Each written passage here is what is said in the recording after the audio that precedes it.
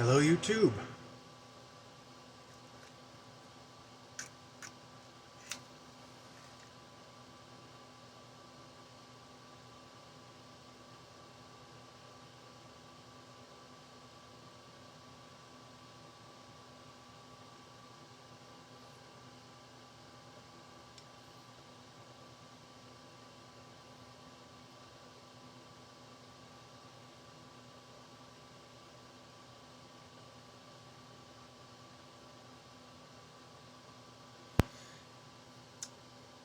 Hello, YouTube. This is the Gentleman Scholar here. It's been a couple minutes.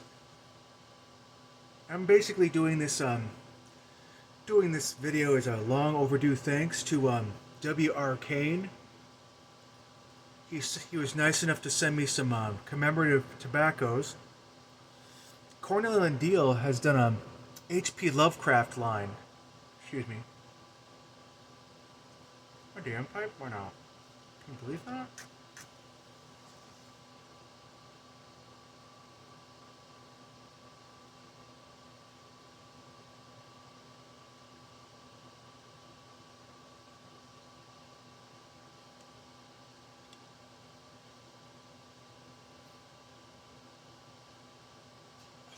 As I was saying, Cornell and Deal has done an H.P. Lovecraft line, Miskatonic Mixture, Dreams of Kadath, Mad Fiddler Flake, and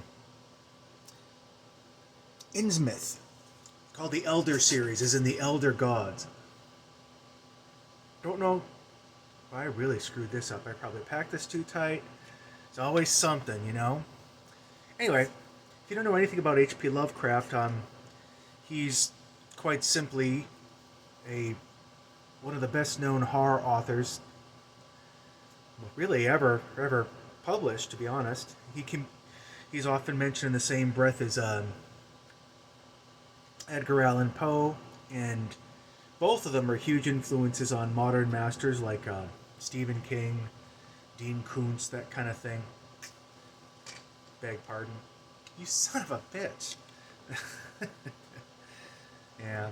Anyway, I just basically want to do this to thank Mr. Kane, because this is long overdue. This arrived in my box about 2-3 weeks ago, and this is the first time I've tasted it, because I'm not a habitual pipe smoker like many of you. I have to come down here in the cellar.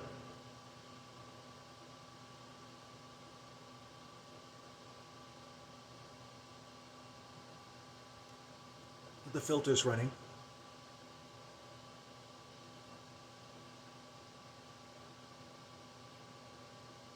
And I'm a natural procrastinator, so by the time I got my ass down here, a month goes by. It's been a month since my last post, actually.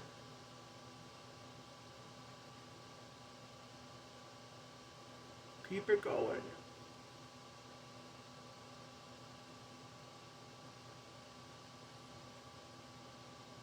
Spring has begun here in New Hampshire, well, everywhere in the United States, but in New Hampshire, it's cold, blustery, typical spring weather. So I was saying about H.P. Lovecraft. If you've never read Lovecraft, it's kind of a challenging read, because his stuff came out in the 1920s, published in the pulps, and his writing was very deliberately meant to emulate writers of Victorian ghost fiction and whatnot.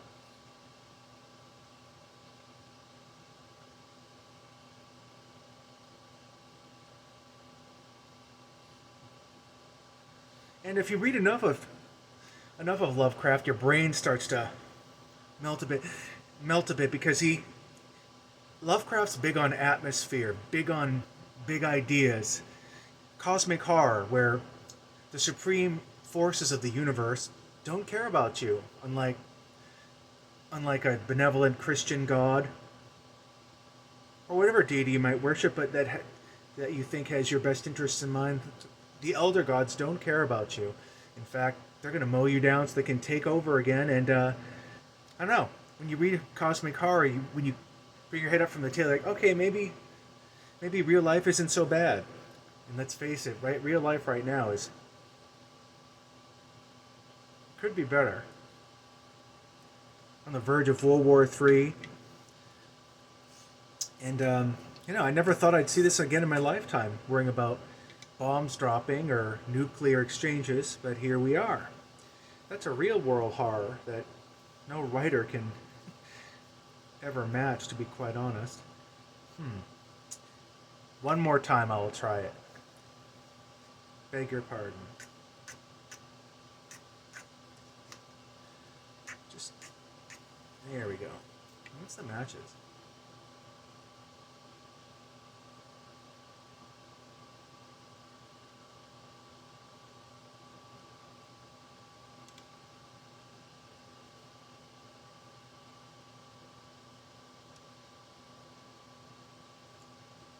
Levitt and Pierce in Boston. So if you can see that, back it up. It's right near Boston Common, actually. Just a couple blocks east of it, I believe. Anyway. But anyway, if you want to take... This is just not happening. If you want a taste of Lovecraft, I would recommend you see a movie from John Carpenter called In the Mouth of Madness. If you don't feel like, Lovecraft is easy to find in the used section of any bookstore, or as a Kindle. You can get his complete works for like minimum, but between poems and it's quite a heavy body of work, and of course, like many writers, he was not appreciated during his lifetime. But give it a go.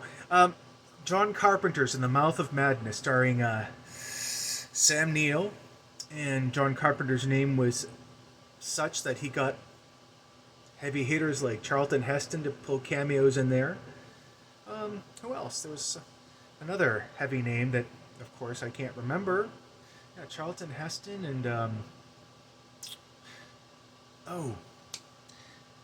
well-known British David Warner. They both do cameos in this movie, and it's one of my favorites, actually. Especially it's on Atmosphere. So check it out. It's what is reality. What is fantasy? If you write something so hard and believe in it so hard, does it become real type thing? But, yeah.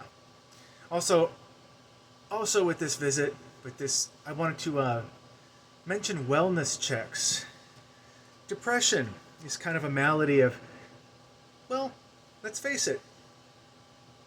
People of both genders, anyone, male, female, can get stricken with mental illness. And for the longest time, men have been, in our culture, men have been prompted to never ever show their feelings, bear it very stoically and silently.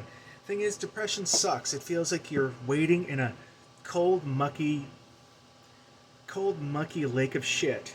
Okay, and sometimes it's up to your ankles and you can deal with it. Other times it's up to here or here, and it's hard to do anything. It's hard to concentrate.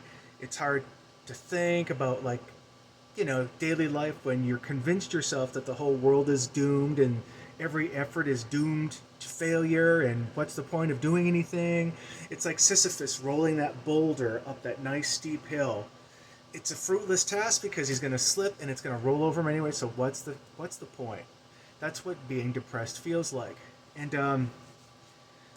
there are some folks in the YTPC I've become very good friends with that they've been pretty open about, admitting their struggles with depression. And if you're friends with anyone who has problems like this, I would recommend that you do wellness checks every now and again. Just wellness check. Just checking in on you. Say hello. Exchange a few words, and that to just let them know that someone gives a shit. And because that can make all the difference. And I guess I've struggled with it all my life. Some days are better than others. I'm on medication for it. But there are days when you're just like, what's the point of anything? Why even do anything? Because it just doesn't frickin' matter to anyone. Barely even me. But the mood passes and then you get on with life. As the song goes from Now to Surf, Fruit Fly, what can you do but go on? And you do go on. And best you can do is offer to carry the burden for someone a little while, even if it's just to check in on somebody and say hello. That's all. You don't have to save the world or drag them back from the event horizon of a deep, dark black hole of despair, just reach out, say hello, because you really can't do anything. You can't snap your fingers and, hey, cheer up! Look on the bright side of things! It's pointless. It doesn't matter. And of course, it sounds even more false. And the depressed person just wonders, like, Jesus, how deluded is this person to think that, hey, go for a walk. Turn that mood around. A lot of people have it worse off than you do in the world. And you just don't want to hear it because you get it. It's not something you can help. That's all. It's not something that, trust me, people don't choose to have depression at all. But anyway, that's all I wanted to say. Sorry that the smoke was not successful, but I think that's more to the smoker than to the tobacco. It was Innsmouth. Now, okay, I'll leave you with this. If you want to read H.P. Lovecraft, there's a long short story that he did called Shadows over Innsmouth. And it's a one-stop shopping for everything that is Lovecraft. His mention of the elder gods, the creepy atmosphere of Innsmouth, Massachusetts, where I don't know where it's supposed to be on the coast of Massachusetts, and just the complete feeling of dread and isolation that the story evokes. And so, rather than reading all of his works, try that one out, and if it works for you, then read his other stuff, because that's pretty much